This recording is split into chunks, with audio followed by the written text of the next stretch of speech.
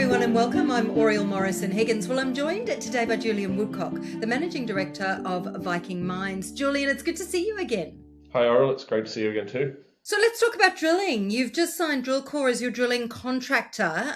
Looks like all the pieces are falling into place for the first drilling at Linka for a very long time. Yes, very much. So we announced earlier this week that we have engaged Drillcore, so a drilling specialist in the USA. That in itself has been an achievement because there's a hive of activity occurring in the US and there's a lot of competition for drill rigs. So securing them, and then also last week we announced that we'd got our permit for drilling. So all the pieces, as you say, are starting to come together to get us on the ground for drilling on a project that, as far as we can tell, hasn't seen any drilling since the late 1970s, beginning of the 1980s. Yes, a long way, long time, over 40 years, in fact, Julian. Now, this campaign, 63 holes, correct me if I'm wrong, and it's going to focus on 3 main areas. Can you walk us through what you're hoping? Yes, that's right. So the permitting we've got approved is for 63 drill holes at the Linka project in Nevada. And the 3 areas that we've split into the strategy around this drilling is firstly around the historical Linka mine. So this is a mine with a 50-meter deep shaft, a series of underground workings, high-grade results up to an example being 9.8 meters at 0.5% WO3. So we're going to be putting a series of holes, probably about half the holes for the program in that area, looking to validate some of this drilling from over 40 years ago, as well as test deeper positions in other areas. So that's the first component. The second component is we know to the southwest of the mine that mineralization continues under this thin volcanic cover. And we know this because 800 meters away it pops back up to surface, and we've got a surface sample with about 0.6% WO3. So we're going to put 4 drill fences spaced about 150, 200 meters apart across the contact zone. And the objective of that drilling is to confirm the contact between the intrusion and the limestone, which is the area where mineralization can occur. First goal is to get the contact. If we get mineralization, that's even better. But if we get the contact and not mineralization, it still means there's more drilling to be done in that area to look for mineralization at that prospective horizon. And then the third step is testing out across the broader intrusion. From our geophysics we did earlier this year, we defined an intrusion we believe has a perimeter of about 7 kilometers. Anywhere this intrusion meets the right sedimentary rocks, the limestones, has the potential for forming tungsten mineralization, the scheelite. So this step out exploratory phase is really just to test through the cover and see what the rocks are beneath that cover. So there'll be shallow vertical holes.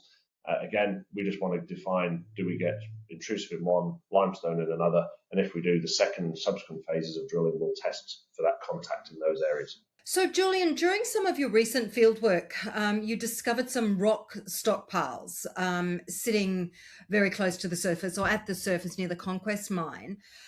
When it comes to these stockpiles, what do you expect to find? Yes, so Conquest is one of 3 historic mines on the Linka project. It's about 800 meters away from the main Linka mine that we're going to be doing our drilling at. And yes, to say we discovered these stockpiles is probably a way to say it. They were very obvious. They're sticking out the ground. That's where a lot of material was dumped as the mining took place in the 1950s. And our geologists were astute enough to observe that in these stockpiles there was rocks that looked like they could be mineralized. We got the black lights out. We confirmed that there was scheelite visually evident within it. So we've taken a whole heap of samples from those.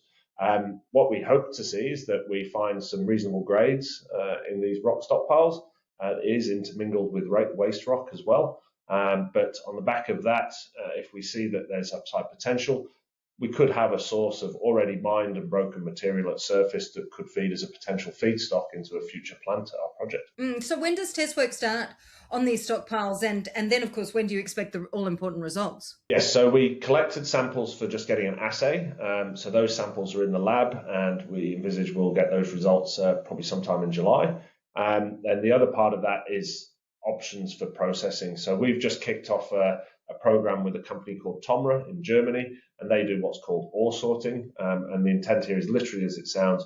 You can put mixed waste and mineralized material into a stream, and then the equipment basically analyzes very briefly on a conveyor belt what's what, and then it directs ore one way and waste another. So that would be a very applicable technique to apply to this material if we find some good mineralization within it. So that test work is commencing on samples from Linka that we collected back in December. And once we get the results from that, we'll then look at potentially collecting more samples from these newly identified and discovered rock stockpiles for further test work. Oh, there's a lot going on. That's for sure. Julian, just before I let you go, when are we going to speak to you next? I think you'll probably speak to me quite soon. We've got a lot of news flow out, so anyone that sees these videos and looks at our website, signs up with us, they'll see we get at least 1 or 2 announcements a week usually.